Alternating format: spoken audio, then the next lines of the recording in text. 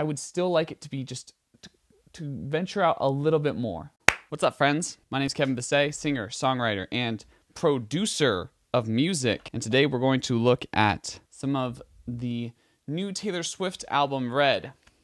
I made some predictions about what was going to be different on Red, and I was wrong. And I'm really glad I was wrong. I think part of the reason I was wrong is because Taylor Swift couldn't get Max Martin on this album for whatever reason. I'm guessing because, you know, these are re-records and she didn't want to pay up the wazoo for Max Martin because he's very expensive. You got a few tracks that sound pretty different, especially the big hits from this album. So we're gonna listen to the new version of some of those big hits, and then we're gonna talk about what changed. Sound fun? Make sure to subscribe if you haven't already. And check out my latest album, Giovanni. It's really good. It's the best album of the year. That's what people tell me, at least. Okay. It's an insane thing to say. And that's why I like saying it, because it's so funny. To me. Anyway, Taylor Swift 22, Taylor Swift's version, where she's not 22. She's like 30-something. Let's listen to this version first, and then we'll talk about what's different going back to the original.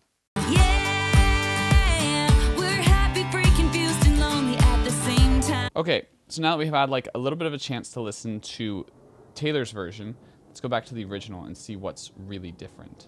Yeah, we're happy, free, confused, and lonely at the same. The main thing I'm noticing, I don't know about you guys, is that the synths are brighter on the Max Martin version. You can hear that synth is just so bright. And in the Taylor's version, it's less bright. Like all the synths are a little bit louder and they're a little bit brighter than they are here. Also, I'm hearing a little bit of fuzz on that kick, and I like that fuzz, but I still really like the new version. Okay, let's see if we hear anything else.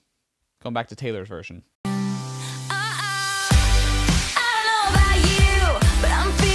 Okay, Taylor's version. Now back to the original. Yeah, the drums are actually pretty different. Like, they're pretty different sounding drums. They're both electronic drums, but the ones on the Max Martin version have a lot more high end to them. But I'm feeling 22.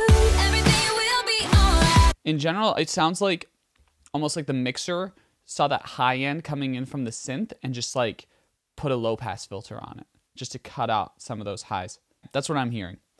Okay, so that seems to be the major difference on 22. I also think that the guitar on Taylor's version sounds a little bit bassier, though I'm not positive on that.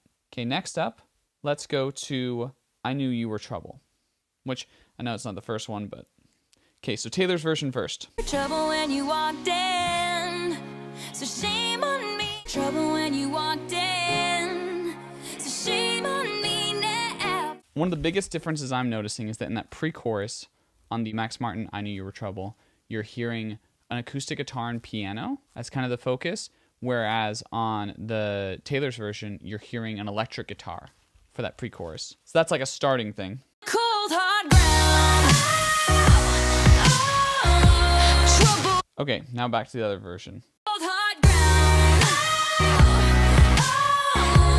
Trouble. Yeah, honestly, those chorus synths, listening to the chorus versions of both, the chorus synths are completely different. They're not even in the same ballpark. Okay, they're in the same ballpark, but they're not the same synth. Like, it doesn't even sound like they started with the same plugin. Just completely separate sounds.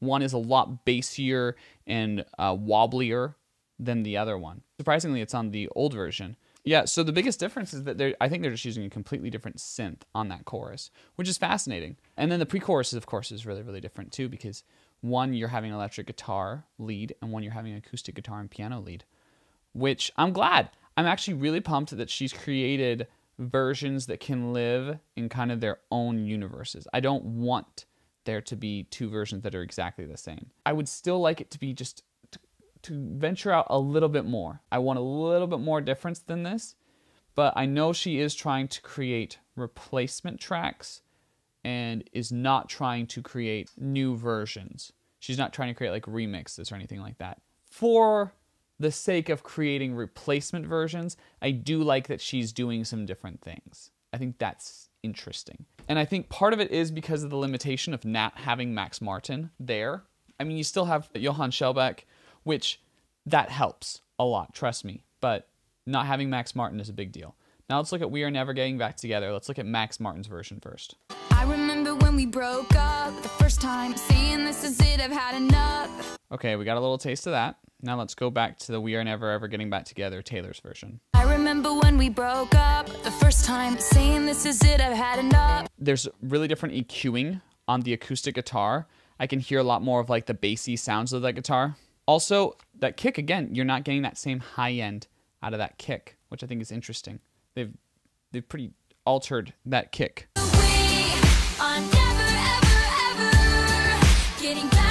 Now let's go back to the We Are Never Ever Getting Back Together, Taylor's version.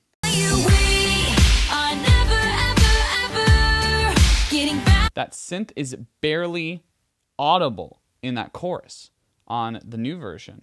I know there's a synth there, and so it almost like trips me out hearing it because I'm like, wait, there's supposed to be this booming synth there. Instead, it's just like focusing in on that acoustic guitar, which is just interesting to me. The synth and the acoustic are just more blended, and I think it's because they're both dwelling in that same kind of like high-end place, and it kind of creates a richer sound. I do think her vocals are superior on the latest one, but yeah, I just like that kind of richer sound. I do like the acoustic guitar taking more of a lead position in the new one. I don't mind it. It just is really different. Yeah, they're just using different synths and different samples. Either that or they're using the same ones. They're just mixed significantly differently that they sound separate. I noticed in general the guitars on the new tracks sounded less thin. They sound thicker, more earthy tones. And I like that. I actually think that type of acoustic guitar works really well, and those are the acoustic guitar sounds I like, so I'm glad they did that. They captured just different functions of an acoustic guitar. They captured different vibes. You know, I could look at the obvious choice of All Too Well because that's the one with a 10-minute version now, but those versions are just so completely different. I do think it was remarkable listening to the new All Too Wells that on the new album, the All Too Wells still flows well. It is a 10-minute song, but it doesn't feel like it's too long. Maybe the outro is a little drawn out for my taste, but besides that, I think they did a really, really good job at extending in the right places and not making it feel too long. I also noticed in Lucky One, which is another one I paid a little bit more close attention to, like did a little back and forth, that in the new version, there's a lot more vocal doubling that's going on, and I thought that was interesting. Those are my thoughts on the new album. I liked it. I thought they did a good job with the new Red. I thought the replacements were better than the Fearless replacements. I do like the Fearless replacements. Would say that in general, it was pretty across the board that I preferred the original Fearless tracks, mainly because I felt like I could hear the mid instruments a little bit better on the old recordings, and I just had like a nostalgic attachment to that. With the new Red recordings, though, I do feel like I don't mind listening to the new ones. There's significant differences, so it feels like I am getting something distinct, and so they're a little bit more of a joy to listen to, personally. If you hated this video, I'm sorry. I hope you liked it, though, and if you are interested in these insights, hit that subscribe button, like it, comment, share, and yeah, that's all I got. Catch you on the flip. If you love me, won't you tell me all of your secrets, all of your weaknesses? If you want to make this a moment